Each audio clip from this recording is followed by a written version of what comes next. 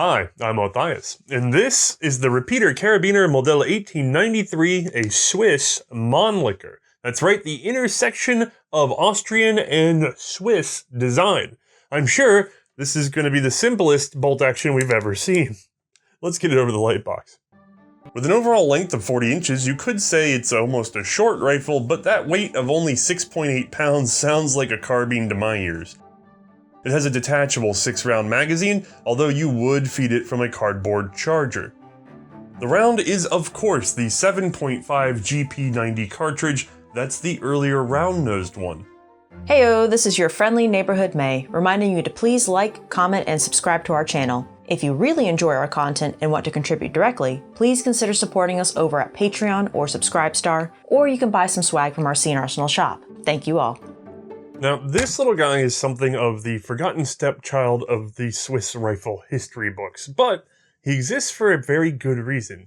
You see, the Swiss Schmidt-Reuben rifle, model of 1889, well, it had some serious faults. There, I said it. We covered this early straight pull rifle with its own complete episode.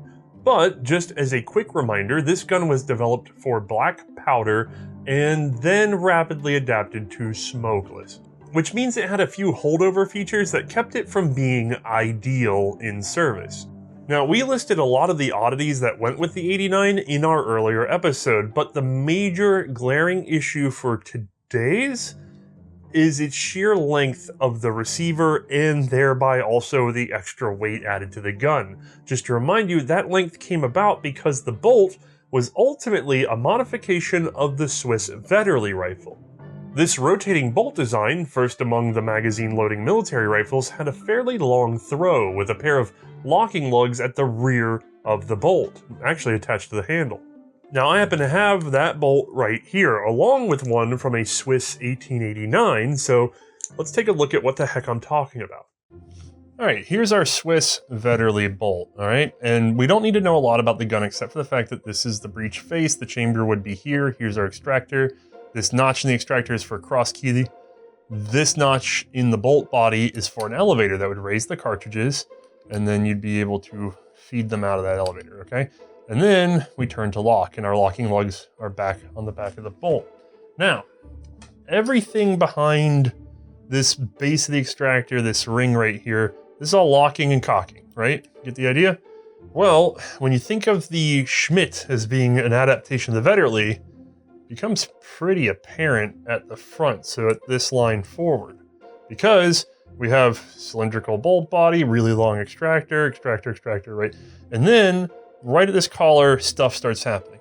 In the original, the rear locking lugs were just turned manually. They're attached to the bolt handle. This is one continuous piece that's sleeved on here. In the linear pull / rotating symmetrical locking lug gun, that whole big space gets taken up by a mechanism that allows us to rotate the collar by pulling on the bolt handle. And that is a massive difference. I really want you to see this just coming off of this. That's a lot. Not only that, but the locking lugs go from here even further back. And there's a good reason for that, which is that this was going to be a small bore black powder gun, which meant fouling was going to be a big problem. And so keeping the locking lugs as far from the chamber area as possible, I mean really far from the chamber area, was a good thing. Unfortunately, smokeless showed up. Well, fortunately, because that made this action much easier to compact later on, but we've already sort of done that episode. But as it was in 89 and of course on to 90, these were way far back, and this is a very long action. The 89's bolt setup meant that the receiver is frankly huge, and it also unbalanced the gun. I mean, look at the gap between the trigger and the magazine. You don't see that on other rifle designs.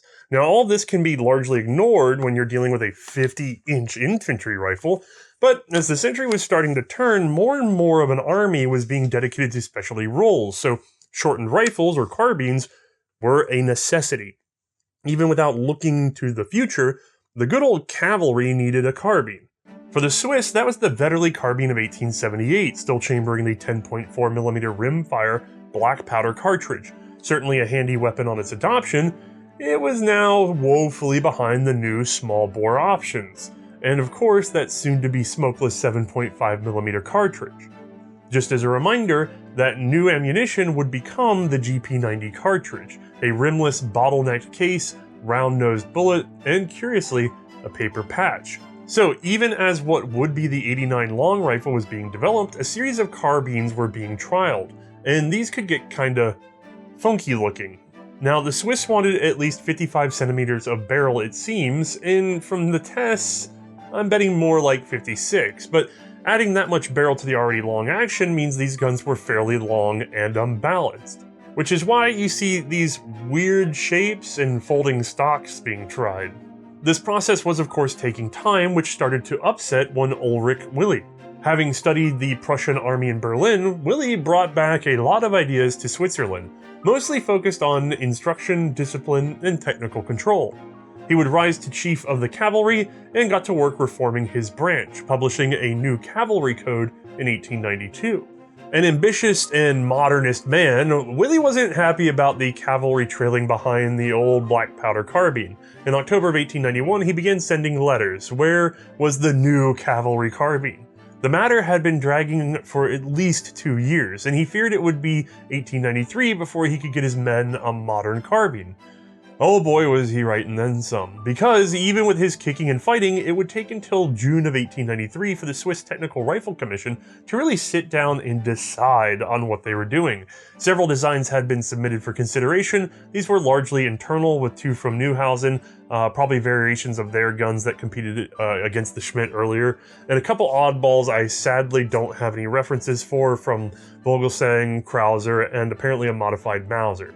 One foreign entry, however, had the officials very interested. But first, let's look at the solution's big brother. We've seen the Mannlicher 1886 family of straight pulls in our previous work. These en-bloc loading straight pull rifles started as a large bore black powder repeater, but ultimately were adapted to smokeless small bore by 1890, and they had a lot in common with the Swiss 1889.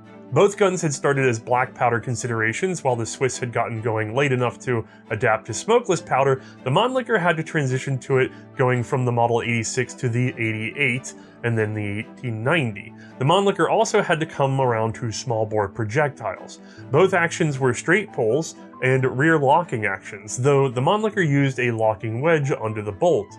Both guns required a long receiver, suffered balance issues, and were much heavier than the previous single shots, especially when shortened for carbine use. And both countries had tried to do exactly that, and both had failed. None of the Schmidt or Mannlicher carbines based on these actions had been acceptable at the time. Now, just as a reminder, this is the Mannlicher to whom I refer, Ferdinand von, famed inventor who was behind much of the Austro-Hungarian armament by the time of World War I. Now, we have a fair few videos on Mannlicher's inventions, but I'm going to need you to forget about those for just a moment, because at this point, his only military hit is that straight pull wedge locking rifle. A wedge that was chosen because it was cheaper to make than his previous stronger idea. You see, Mannlicher had already cooked up a straight pull with a rotating set of symmetrical locking lugs. This had them put in the mid position, so while stronger than the wedge, it still had the same problem as the Schmidt, putting the locking lugs behind the cartridge. That meant taking up a lot of extra length, and if you think about it, means you need a thicker, stronger receiver further from the barrel, which means a heavier weapon weight. However, in his 1890 design, Mannlicher would move the lugs to the front of the bolt, and he changed the locked direction from being horizontal to vertical in order to avoid smacking the next cartridge during feed. This simple change allowed him to reduce the length of the bolt overall, and the weight of the action followed. The result was the Model 1890 carbine, which was adopted by Austria-Hungary, took a 5-round one-directional en-bloc clip, and chambered the 8x50mm rimmed cartridge. 10 guns of the Mannlicher 1890 pattern would be tested by the Swiss. These guns were apparently nearly the same as, well, the final product here. Their availability, weight, cost, and the fact that they allowed for the same general doctrine of arms as the regular long guns made them actually something of an ideal fit.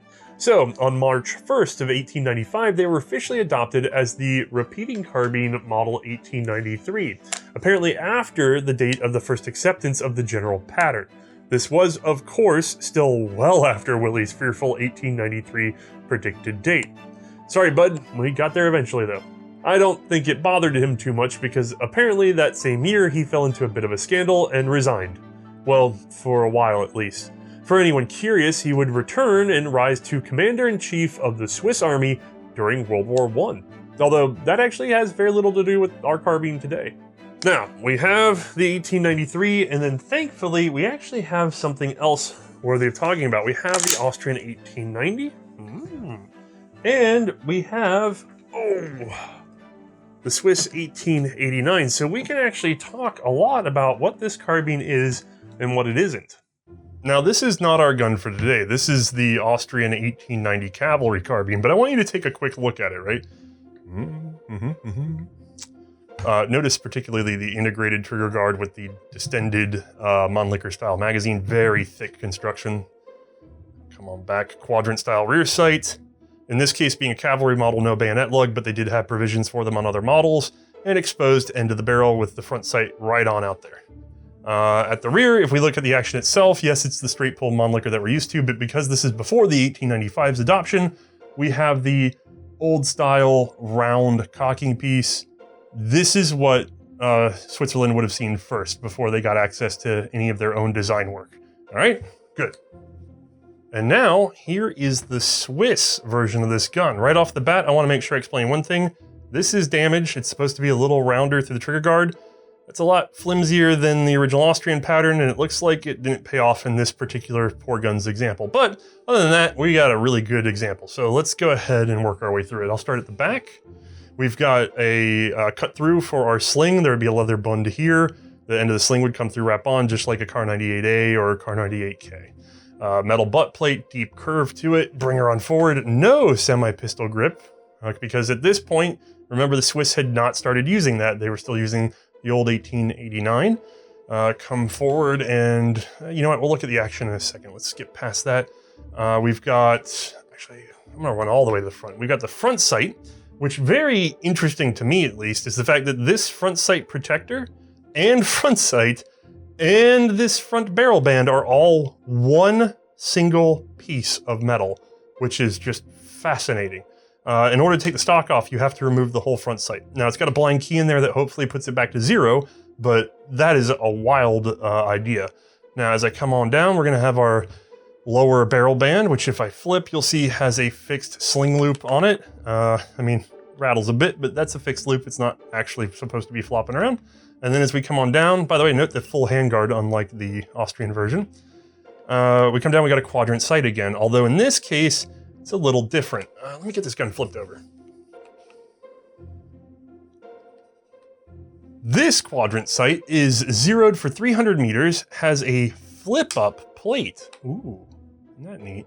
For 400 meters, and then from there is adjustable up to 1200. Now, those are all marked here on the left-hand panel, but you can also get some quick markings on the side for 1,000 and 500 meters. So a very handy but otherwise simple little sight system. Now, if you're wondering where you've seen a 400 meter quick battle sight before like that, like a quick flip over, that was on the Norwegian 1912 Krag Jorgensen. All right, so let's get her flipped around and look at the magazine, because this is different from both the original Austrian and different from the current 1889. And you're gonna see something similar to it carry on in future rifles with minor differences, but it is detachable with a button here. She pops on out, and then boom, we've got a 6-round capacity. I do not believe these were used for loading. I believe they were used for maintenance. I can't find any records of multiple magazines being issued. I find them to be, frankly, a pain to get back into place because as you'll see, there's this forward nub, so you can't come in from the rear. You've got to really get in there steep, like an AK, and then rock her in. And even then, I found this guy honestly likes to get loose if you're not paying attention and really set him in there. So, good idea. Maybe not always the best execution on new features. In general, this rifle was supposed to be charger loading. So through the top, we've got our cutout. You notice there's not really any grippiness to it. And that's because this particular guy is designed for the Swiss cardboard 6-round chargers, and they fit in just fine and feed just like you would from the Schmidt rifles. Now, there is no lock open on empty. All right, And if we close this bolt up, we're gonna see our bolt stop doing a secondary job, one that Mae is not too happy with, as we'll talk about later. But this tab right here is the bolt stop / bolt release. It's also a tensioner, so that you have a sort of initial snap you have to overcome when you open the action. If you, oh, I don't know if my own thumb's gonna get in the way. You know what, I might be able to see it from the front camera. If I pull this ever so gently, you should see it sort of pop up and then snap back in. So it's tensioning ever so slightly on the corner of the bolt. As a matter of fact, let's get that out of there so we can see, because we're gonna want to see this bolt anyway. Now this bolt is practically identical to the 1890. The only difference is this cocking piece. That's it. They gave it a shape that has a little bit more friendly grab for your thumb, not the whole big round. I actually quite prefer this, it's very nice. Safety's in the same spot, push in, push out to lock this central cocking piece back and therefore the firing pin back. This works in either the decocked or the cocked position. If we pull on forward, our shroud, our extractor is set down in there, and then our separate bolt head, which has a body that runs down in here with helical grooves. We'll see that better in the animation. 2 symmetrical front locking lugs, and a much more compact package than this. I mean, guys, there's no real comparison. This bolt terminates before we even get to the locking lugs on the other one. This is much more compact and much, much lighter, all right? And then, don't forget, I really want to sink this in. Because the action is locking here at the front, you have to put sort of the mass of your receiver up at the front, but then anything to the back, it's only really containing the bolt, right? Or the firing group or something like the trigger group. It's not containing the explosion of the gun going off. So you can use thinner metal from here back and it's not a big deal. So the receiver back here can get a lot lighter. On this gun, since these are the locking surfaces, you have to have everything forward of this at reinforceable levels, at thick steel levels, at strong steel levels, because that's where the pressure is. So that's gonna add a lot of extra weight when this much receiver has to be heavy duty versus this much receiver being heavy duty. That's pretty big savings. Now technically, I have more to say about these bolts, but first I think you're gonna need to know how this Mannlicher one really works. So, just so you don't have to go back and watch our old episodes, I had Bruno whip up a fresh animation specific to the 1893. First up, we'll load 6 rounds from our cardboard clip. The heart of the Mannlicher straight pull is a set of helical cuts in the bolt body, which align with matching lugs in the bolt shroud. Push the bolt forward, and when the bolt head runs out of space, the bolt body compresses into the shroud, being turned 90 degrees in the process. Now the action is locked and can be safely fired. When the shooter retracts the bolt, the body is held in place by those same lugs, and is therefore pulled from the shroud, again being spun 90 degrees, unlocking it to follow along. The action is mostly cock on open, as the cocking piece is mostly withdrawn when the bolt expands to unlock. The last little bit of cocking occurs as you bolt forward, when the cocking piece snags on the sear. The firing pin is driven by a concentric spring. When the cocking piece is released, it is sprung forward into the primer, discharging the rifle. The safety lever operates directly on the cocking piece, holding it rearward and preventing fire. A toe on the same safety lever prevents the bolt from being withdrawn from the action. The sear assembly is somewhat complicated in appearance, but it allows several components to be powered by a single coil spring. One such part is the 2-stage trigger, which is biased forwards. When pulled rearward, it rolls over a bump on its head until a second rearward bump makes contact with the underside of the receiver, at which point the trigger now leverages against the sear group and therefore drops the sear, firing the rifle. This component of the sear group is both a sort of transfer bar and an out-of-battery safety. A foot-like projection at the front of this piece can only rise into a corresponding notch in the bolt shroud when the action is safely in battery.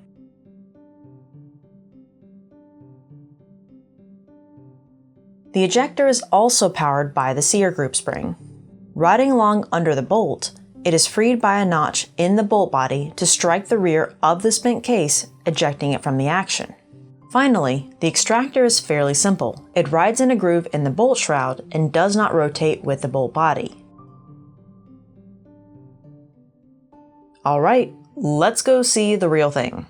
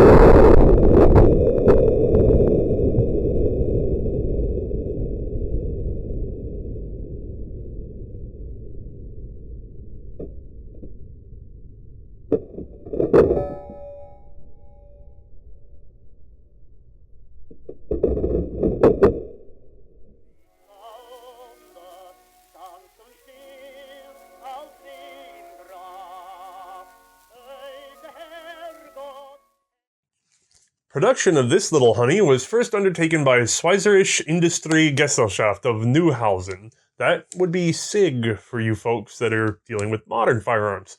So the Mannlicher patent rights were licensed, and Steyr did not have to do any work at all on this guy. It's all left to the Swiss. And I will say that despite official adoption in 1895, there are open articles about this gun in 1894, even mentioning that a Swiss firm would be producing them, so it appears tool-up was already underway. 4,250 were produced, likely in 1895 and 1896. Those were all by Neuhausen. Starting around April of 1896, Waffenfabrik Bern would take over, likely due to wanting a slower trickle of carbines and eventually replacement parts. However, expansion of auxiliary roles, like the cyclists, saw further need for carbines, and so the numbers were pumped up. Bern would eventually produce around 3,500 more, although that high note was only reached in 1905. Private production of the 1893 was very limited, just 6 units that we know of, and an 11 extra series in their own serial block. The reason for those is currently not clear to me, but it appears they were exported. Now, as for actual issue, these guys would largely go to cavalry and cyclist troops. Being neutral Switzerland, I'm sure you're not surprised to hear that they saw no real conflict. As a matter of fact, the 1893 may be one of the shortest-lived Swiss rifles, because it fairly quickly fell out of favor with the government. And why? Well, the number one reason I hear is the bolt. Alright folks, let's get to the bottom of the complaints about taking apart this bolt. So set this aside for a minute, we'll start with the Swiss 89. In order to take that apart, we just turn out our key, rotate our body, pull this guy off, there's our arm. We saw this on our actual Swiss 89 episode, so there's no need to go into too much detail about this, but we're clear, we're clear, we're clear. Now I have found the only thing that's really confusing about getting this guy apart and back together, because back together is really the critical part, I guess, so we'll go in reverse without really pulling everything apart. The thing I found most confusing about getting this back together is sometimes you can do this, and then it really won't reassemble. You can't reassemble it wrong, but it will also frustrate you if your locking lugs are in the wrong position. That became more apparent after the adoption of the later 1896, but that's another matter. So put this in, and then we should be able to position our guy. Notice it leaves us the gap, so we position our bolt handle, line it up there, rotate, or once we're lined up, we cock, rather, and slide back. Oh, good Lord. And see, I'm not even doing this perfect. There's guys yelling at me that I should cock beforehand, but that's fine. Even without doing it perfect, we're there. We're in business, this will go in the gun. All right, so what's going on with the Mannlicher that's just so dang annoying? Well, for starters, they do have a habit of falling out of battery. This one's doing a real good job. As a matter of fact, this one's practically fighting me to stay in its out of battery position and not turn into lock. But my 1890, let me tell you, this guy loves doing this to me. So on the original Austrian, I'll just pull this back, and then I'll pull that trigger to release it, which is always its own fun game. I'm sorry, push the trigger to release it. There we go. And the minute it came out, look, pop, right? So, I have noticed in the US collecting world, the big tip to get these to sort of stay in position long enough for you to get them in the gun. You can kind of hold the extractor, but then once you try to center it in the gun, it's a big pain. They'll say take a dime and just get that to full extension and put that dime in there, right? And that should hold it if it tries to decock, although this one's now behaving, which is every time I try to make an example, right? Well, I got curious, so I went on eBay. This is 10 Swiss Rappen from the time period that this gun was available, and if you give it a little extra flex, there you go, guys. Those of you in Switzerland can use the 10 Rappen to do the same trick on reassembling your guns. But first we gotta get this to decock, because for some reason this is the most forgiving one that I've ever seen. I'm gonna take some of that slack out of the cocking piece and then, oh, good Lord. There we go, took a little bit of smack. Now, this is probably the nicest Mannlicher bolt I've been able to get a hold of, because usually they do this to annoy you. It's nice that this one stays cocked. So congratulations, Chase the elk hunter who lent us this thing, because they're normally not as friendly as all that. But with their decocked, we can start to see how to take this thing apart, which really isn't too bad in my mind, because you can pull the cocking piece out, favor the safety sort of over, and that keeps the cocking piece from going too far back in. There we go.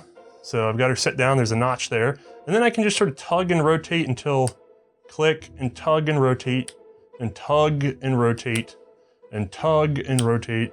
You get the idea. So we do this for a while.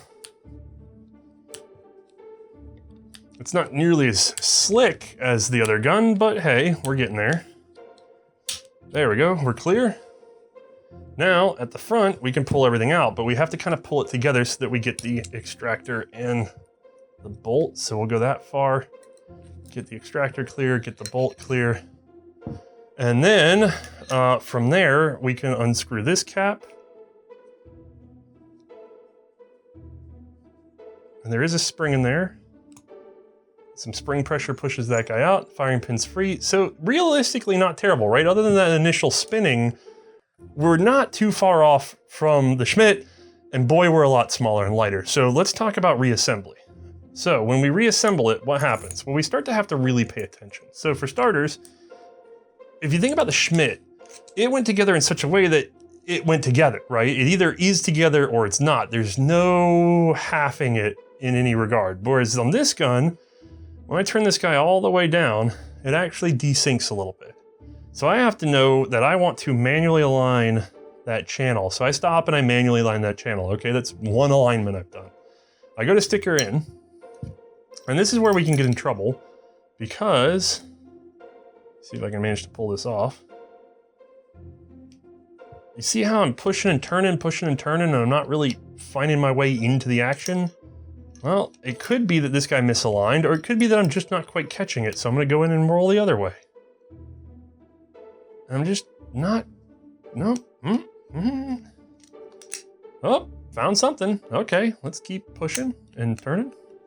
And then now, no, I'm not really sure what I'm feeling. Oh, yeah, okay. And look what I've done. I've partially unscrewed this, so I screw them all the way back in again. And that was several rotations, and all you saw me was wiggling back and forth, being confused for a second, right? All right, I'm back in. Let's try this again. Now, if I'm really smart, I will go ahead and reorient this into the correct position from when it came out from what I understood it. But if you haven't memorized that position, these are symmetrical grooves. In theory, you can get this exactly backwards. Now, the gun shouldn't go back together that way. It shouldn't go into lock that way. But you can sort of half assemble it upside down and get really stuck, which is just a huge pain, and you can imagine being frustrated by this. So now that I've sort of had a moment to calm down, let me feel my way around in there, because that's what you're really doing. And then I get a hot streak, right? Nope, that's the upside down point, see? Yeah, that needs to be on the other side. Ugh, okay, let's try it again. Get her there.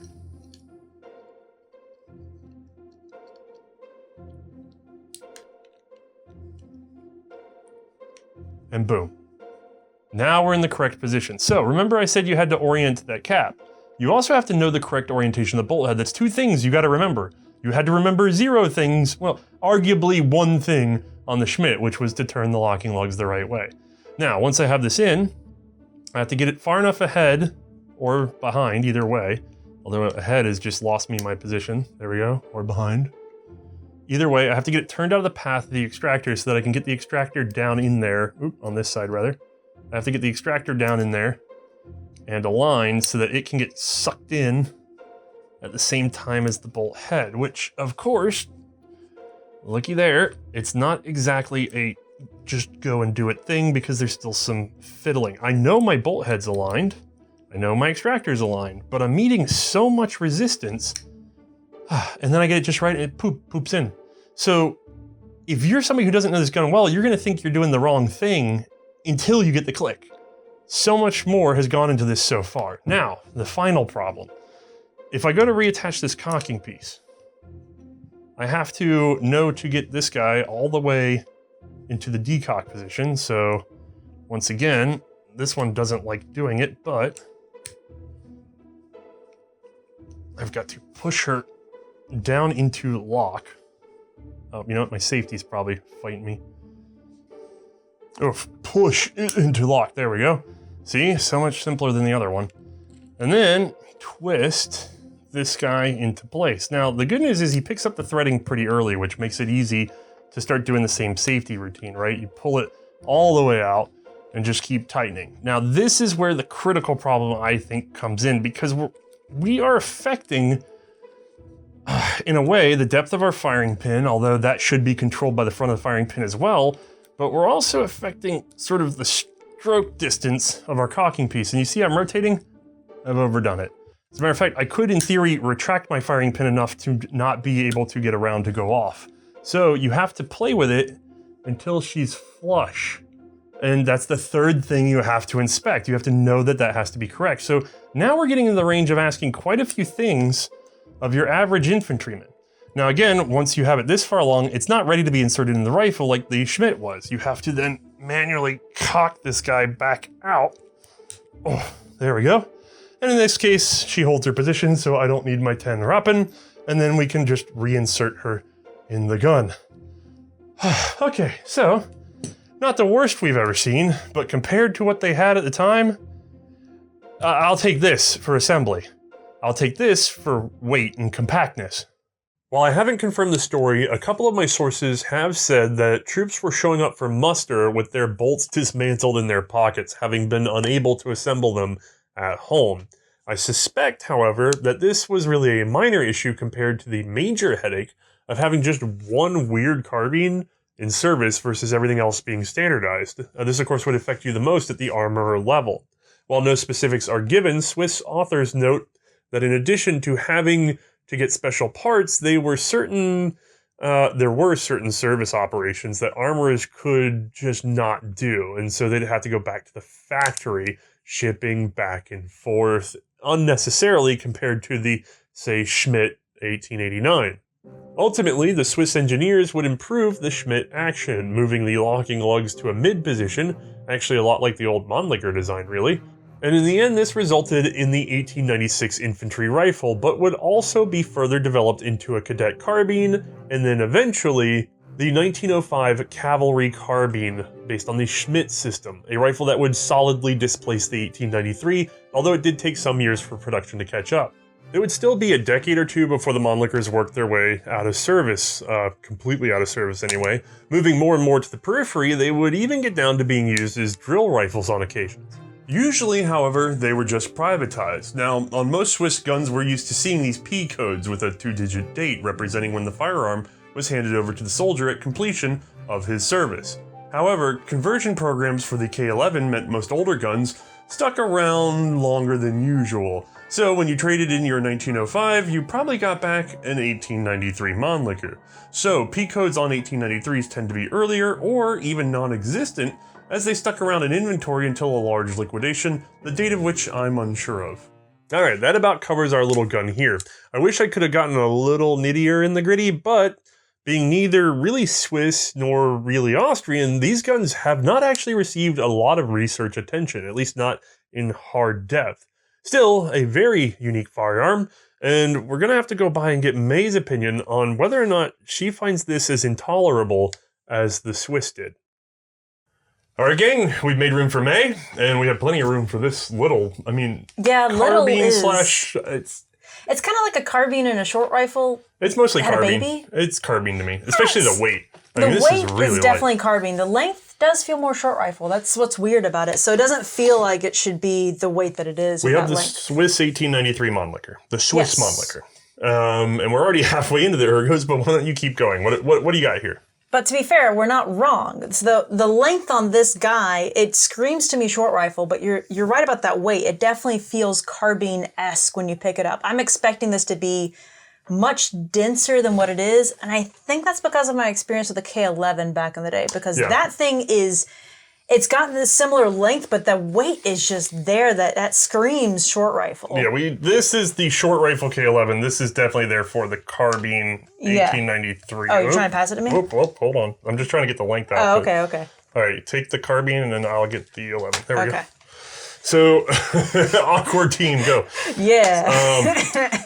Yeah, this is much heavier. Oh, yeah. And much more rear heavy, especially. This one, don't get me wrong, the balance is still slightly to the rear, but when I've got part of my hand over that magwell, it kind of balances right there. I mean, I can get my hand over the magwell and it balances, but the problem with that is my magwell is like 4 inches further forward. Yeah, that's true, whereas mine is right with that trigger guard right there, which is great placement, honestly. Now, don't forget, this wasn't replaced with the K11 directly. It was replaced with the 1905. The unfortunate thing is almost all the 1905s were then converted into the 11 pattern. Right, so we can't ever get a hand on one of those. Right, but you're looking at something like this with an even shorter barrel, which means even more bias to the rear. Right. And just a shorter barrel. It's still, these guns are shorter than the 89s because they move the locking lugs. Right. But they're only a little shorter.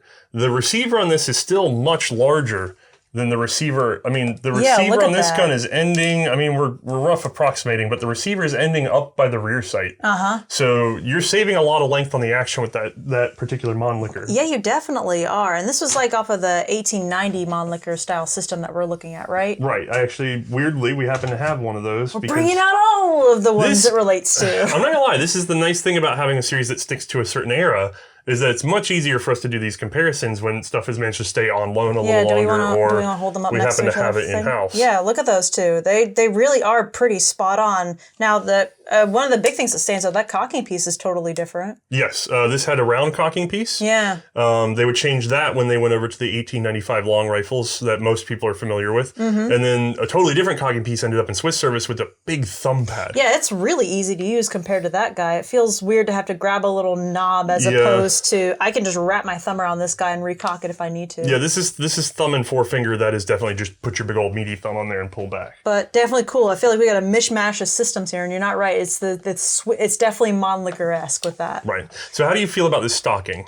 Well, to be honest, I'm digging how light it is, but I do wish I had a semi-pistol grip with this guy. It's kind of sad that we're not going to see that until the 11 series, because they didn't put it on anything before that, right? I'm stretching my memory. I can't remember if the 1905 had it or not. I do know by the time of the 11s, they are firmly into having a semi-pistol grip stock. However, for the 89 and 90, they were straight wrist. Interestingly, the Austrian 1890 did have a semi-pistol grip, so that might have been their taste for it. Like, it's hard to say. Yeah. So, but it feels pretty good. And then also, I hope, I think you did mention in the episode, other things, features going on. This is not what the trigger guard should look like right here. There is actually a dent right here. That one's taking a karate chop at some point to a rock or something. God only knows. But yeah, weight, balance, it's all right there. It feels really good in my hands. I do love that. I much prefer the full stock, especially when I have to handle a hot gun. Yeah, everywhere is covered, so I really don't have much concern other than if I were to grab like the receiver directly or something like that. But otherwise, it's all there. Yeah, which is pretty great. Usually when we're filming, Mae shoots and then hands me the gun. We clear, and then we put in a new gun and hand her new ammo, and she holds her position as much as possible. My feet don't really come up if I don't have to because we have those cameras set. Right. And moving them around takes a little too much effort, so it's much easier if I just stay still for the 40 minutes or so. Right. In doing that, I tend to be the one that handles the hot barrels. So I really appreciate a full stock because every once in a while I forget. And I found it especially Nothing hard. like a hot barrel on a hot day in Charleston. Yeah, don't forget, this is the same action as the Mannlicher. No handguard. None. No, it's just, I hand it over to you and I try to make sure you've got some finger grooves to grasp on there. Right. So, but you get rocking and rolling. Boy, I've burned my fingertips a few times. Yeah. You just eventually stop feeling. So what's the, how's the action feeling? Well, this is straight pull, so previously in the series, we did operate a lot of the straight pulls. I would bring them down to operate them. And that was mostly for two reasons. One, for safety reasons. I wanted to make sure I was checking the chamber as I was opening the actions. And two, realistically, it was fatigue because a lot of those days I was just handling like up to 8 or 9 guns on range that day. And I wasn't as strong as I was now. So it became a bit much to have to operate them as time went on. Even without the strength, I want to point out we're in Charleston, South Carolina. So when we filmed this gun, as much as it looks like Mae's enjoying herself, that day was 94 degrees with 95% humidity. Oh, yeah.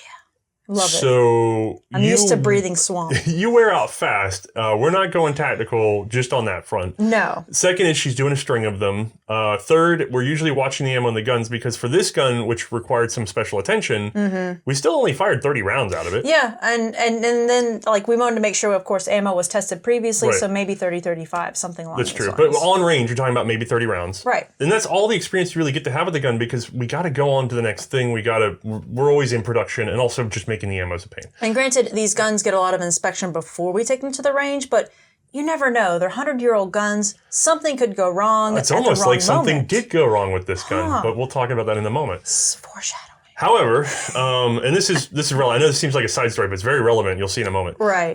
What happened is with the series, originally we realized we're going to take the guns down and bolt them low because we got a camera that can watch what's happening. Yep. It slows down the rate of fire enough for Mae to get at least not exhausted. It slows down the rate of fire enough for some quick inspection as you're going. So somebody's always watching the cases as they come out of the gun. So if Mae runs the gun as fast as she reasonably can, we can't watch what's happening fast enough. And certain guns, like the Gewehr 88, can suffer a double feed and out of battery ignition. So like a Gewehr 88, you really don't want to run it as fast as you can because if you mess up, you can mess up. That would be kind of fun to get experience with, but I don't think it would be something with a lot of these guns unless I had, I guess, a lot of experience with that particular piece. Right. Would I feel comfortable with it? And a lot of these are loaners. So one, they're not ours. And two, sometimes on ranges the first time I'm handling them too, I'm going to want to be extra careful with them. By the way, if you own these guns and you want to film running them hard, go for it. They're your property. You know the gun. You have the time. I highly recommend trying it out. Sure. We're not against it being done at all. It's just that it doesn't fit in with our schedule for everything else we're doing. Right. So we ran into a problem when it came to lever actions particularly, because lever actions are terrible to work from the hip. Absolutely. So we had to hybridize where Mae was paying attention and slowing down a little bit. So if you notice, my head actually pokes up over the top of those. And that's what we did with this one too, which was I kept it at the shoulder, operated it there, and I was popping my head up every time just to keep my eye on those cases, make sure they looked okay when coming out, and looked good going in. It also turned out to be good that she was doing that. And we'll say why in just a second, because that's going to lead us into the next topic. What's it like actually shooting the gun? So actually shooting this guy. Let's talk about actually loading. So we've got the charger loaders, first off. We're getting in 6 rounds and... Cardboard. Yeah, love these guys. Honestly, they're really straightforward and simple. Did it feel any different than using it on the Swiss rifles? I mean, it's a Swiss rifle, but the Schmidt rifles? To me, they really didn't feel any different. Like, it felt just as smooth, just as rapid with it. And you have to learn to do the bloke on the range thumb flick. Have you seen that? Yeah, I have. He's pretty good at that. He shoves them in there and flicks his thumb. Yeah, right? I know. It's like he gets to practice with them instead of just seeing them once. Mr. Smooth bloke over there. Uh-huh. But no, I found that pretty straightforward, simple. They went in nice and easily. The mag cooperated with me that day, so great, fantastic. looking down the sights, I will say on these sights, they are kind of cool in that I like the idea that I've got to flip back. I can switch from 300 to 400 pretty rapidly. How clear were they? As far as the sights go, I'm trying to remember actually. No, actually, yeah, they're pretty good. It's V-notch with a prong in the center. Like, I find those pretty rapid acquisition sights. May has forgotten, but on range, I distinctly remember her throwing it up and being like, "Ooh, sight picture." Yeah, it's kind of cool sight picture, like all the prongs sticking up. Mm-hmm. Maybe that would get confusing for somebody, but to me, it felt like easy, straightforward acquisition. The only concern I might have with these flip back 400 sights is that you do have to flip them back to go to the 400, obviously, but then you do have to have them flip back to go to like 500 and 600 and so on. And the way they're set up, the 400 when the 400's folded, it kind of blocks your ability to push the button. Kind of. So I see what they were doing. They're trying to make sure that you flip them up, then push the button. But it's like, it's two different actions that you are doing. And I feel like for soldiers, you kind of want to make things as little complicated as possible for something that they may need to use in combat. And you can mess them up. Yeah. So it's possible to get it folded to, I believe it's only the 500 and 600 marks that I was able to get it to happen. Maybe 700 I could see it. No, I don't think so. No, not 700. Yes, so, 600 is the highest you can go. So on 500 meters and 600 meters, you can still read the original 300 meter sight because there's two, may I see that? Yeah. There's essentially two rear sights. There's one here at the front where the hinge point is, and then there's the 400 notch when you flip it back. Yep. If you leave it folded down and manage to wiggle her into, which I just did no problem, into 500 or 600, you'll be off by 100 meters. Yeah, you can still technically read it with that frontmost rear sight position, which is not great because you are 100 off. I mean, maybe not terrible. Maybe you're still going to be okay, but not by great. Yeah, I noticed they didn't really keep that system. No. It seems really neat, but they probably ran into trouble. Yeah, me personally just being like, ooh, that's kind of neat. I can flip back for 400. And then me thinking of it critically, maybe not the easiest thing for them to get used to. Yeah, between that and the bolt assembly on this gun, this is a thinking man's carbine, let me tell you. Definitely so. So, and then, you shoot the gun. Well, yeah, trigger. Mm-hmm. So the trigger on this one was actually pretty nice. I don't find it quite as nice as things like, say, the 89 or the K11 because the take-up was pretty close in terms of light, but a fair amount of it, and then you hit a cliff wall. But for the 89 and the 11, I found that wall much easier to pull through, and this one, on the other hand, was just very heavy. It just got really heavy all of a sudden. The best I can describe it is, we talked about this on the Swiss rifles. They have a very long, very light take-up. Mm-hmm. And then you hit the back, and it doesn't come to a cliff, I don't think. It sort of winds up tight. And then you pull through. I guess that's a better way to put it, because it does feel like you travel some distance in there. Yeah, and it's very pillowy, and then it lets go. Yeah. And it's lovely. You can get very accurate with that. It's quite good at it, yeah. If you do this with the Mannlicher, the 1890, is a medium take-up, brick wall, and then a heavy pull-through, like so many other military rifles. Right. This feels like the Swiss tried to polish it, but it is ultimately the same mechanism. Mm-hmm. So you end up with a very long take-up, brick wall, and then medium pull, to me. Is the best I can describe it. That's actually pretty good, yeah. Yeah, it's very good, but it's not as good as the usual Swiss rifles. And then recoil on this guy, I found it was moderate to high. I guess I want to put it somewhere in the category of like probably Springfield 1903-ish. Yes, somewhere in that short rifle range. Yeah, it definitely does have the kind of a kick to it. I was paying more attention to the action, so personally on range that day, it took me a minute to register how much recoil I was really experiencing, but no, it was pretty up there. I think it's because the gun does a lot to mitigate that. That's true. It's pretty low in its stock. It has a very nice curve on the butt plate that really I can set it deep into my shoulder. I really did set it in there very well. It was quite nice. Yeah, it's nice and narrow through the front. You have a good grasp on it. It's very controllable. However, it is significant recoil. Yeah. And then you went to cycle the gun. Well, hold up. I did want to mention the safety real quick. I forgot to talk about that entirely. Sure. The safety on this guy, pretty easy to operate because it's flip on and off. In that it's very straightforward to operate, I guess, and that makes it easy, but it is a bit stiff. I think I found that, and I didn't do this on range, and I could have, if you pull the cocking piece back just a little bit, it's like butter. It just goes on so easy, but of course, me being me on range, I just managed it on and off. Watch that, see how much her hands are shaking when she takes it off? That's what bothers me about these.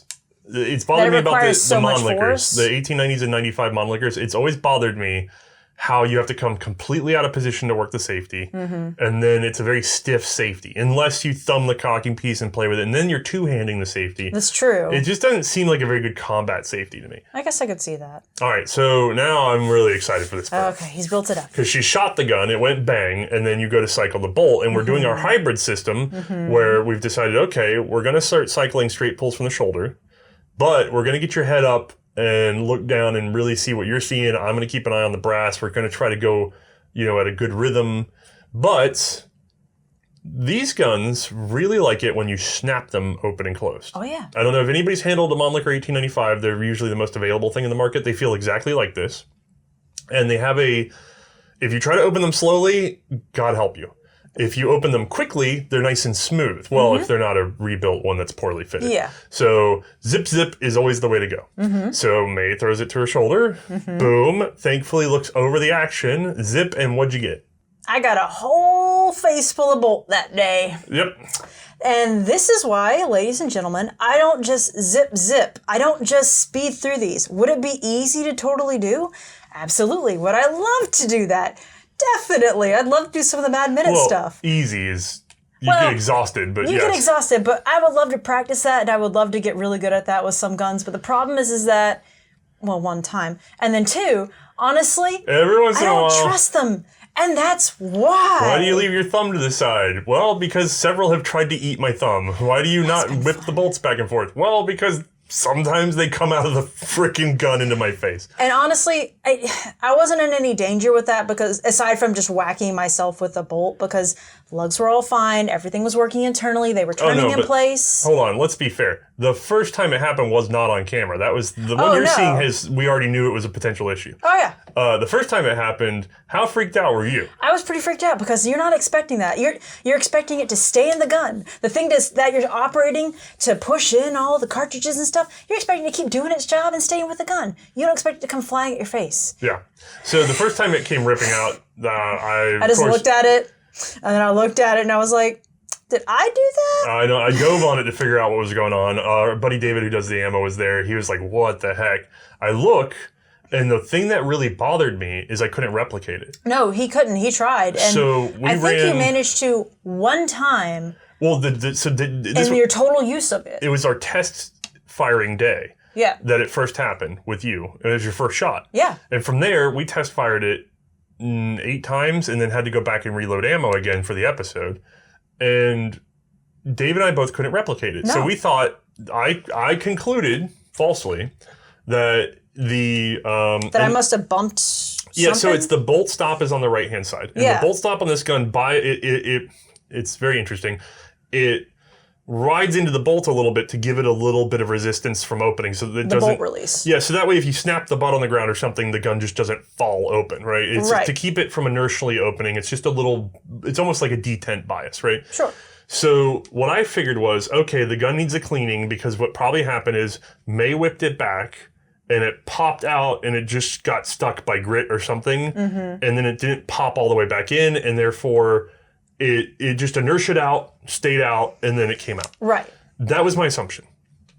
But I cleaned it, we got it back out there, and it kept happening to you. Just me.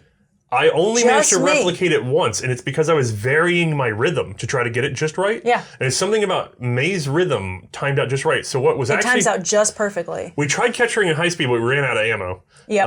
And you'd gotten off the rhythm. But you can kind of see it a little bit, and I'll probably show a little zoomed in section of me actually whipping the bolt back. Right. And if you look carefully, you can see that the bolt stop, what it does is it starts bouncing down the bolt because it's been popped out, and then it comes back in and slaps the metal, and it bounces again. So what it did is Mae's rhythm was just fast enough that if I whipped it like what felt natural to me, it would just bounce just enough. It would flip out, strike about the middle of the bolt, and bounce, and then boom, that's when the locking lug came through, which is what it was supposed to catch on. Yep. And then Mae was ripping it out of the gun every time.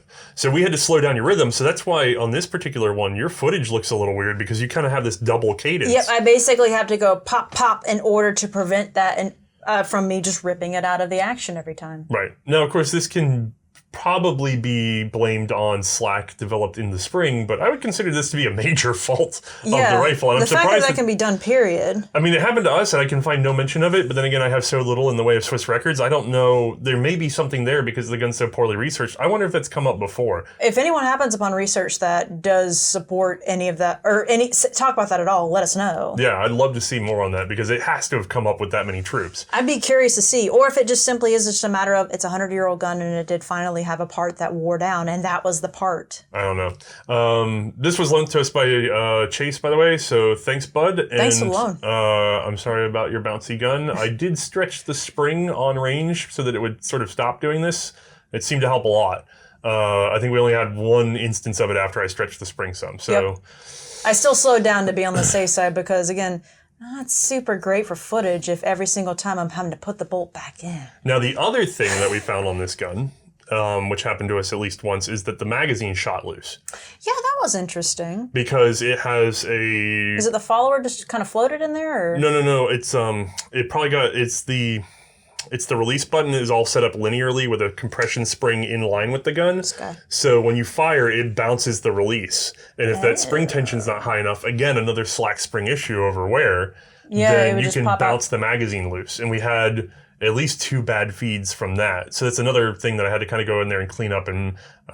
make sure all the grit was out of it. Yeah, I took it back out, but on that one, I actually had some paper straw with us on range, and I tore it up and put it in there to give some more pressure to the spring. Okay. But it's 2 springs. I had to bulk up 2 springs in this gun. So you have a C&Rsenal souvenir in your gun. Is it still in there? No, I took it out. Oh, okay. So well, never mind then. You don't get that souvenir. If you have to stretch your springs or replace them, man, my bad, but they're getting old. So I guess that brings us around to whether or not you agree with the Swiss. Is this the kind of gun you would keep and take into battle, or is this the kind of thing you'd be looking to kind of get off your plate? Well, considering I kept smacking myself in the face with the bolt, I'm probably going to go with a no on this one. Just a general no. Not even soft, moderate, large, just no. All right, so it's complicated.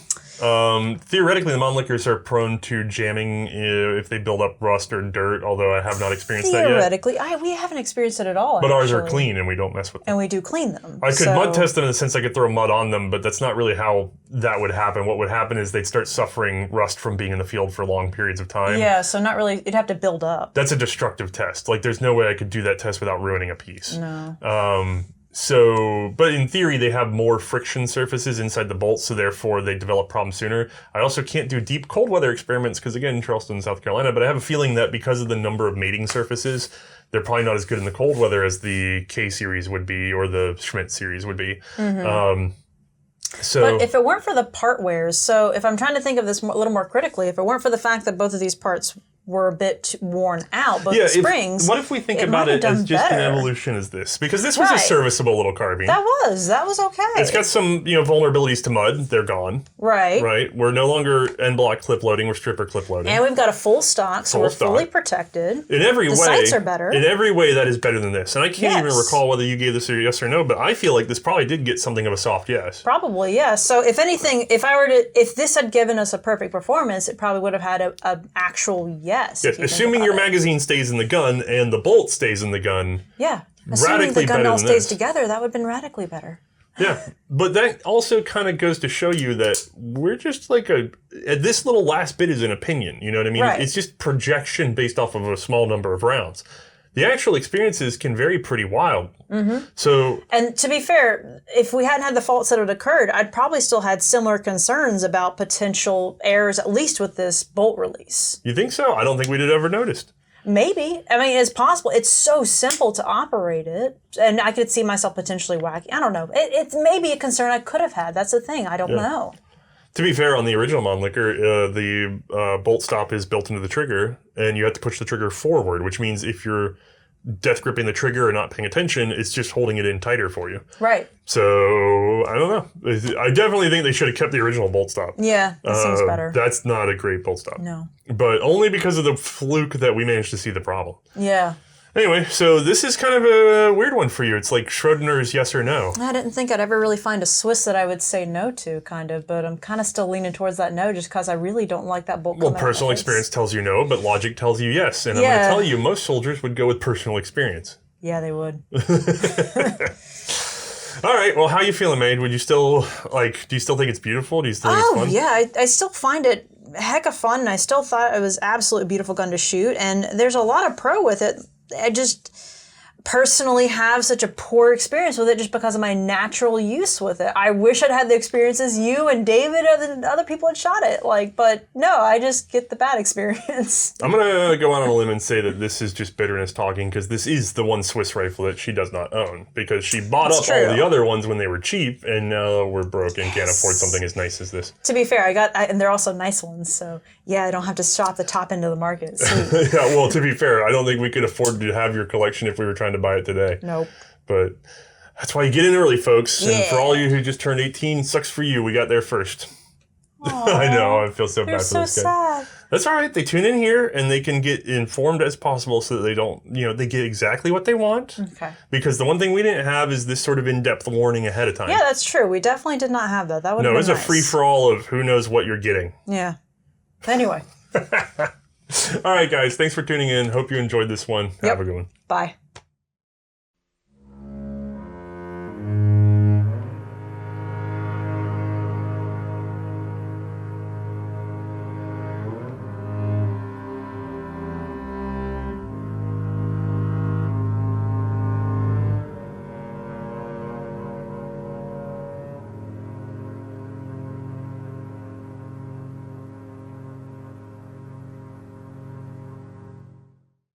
How about a little good news for an update? Just this week, we've managed, with the help of a good friend, to positively begin a much requested project.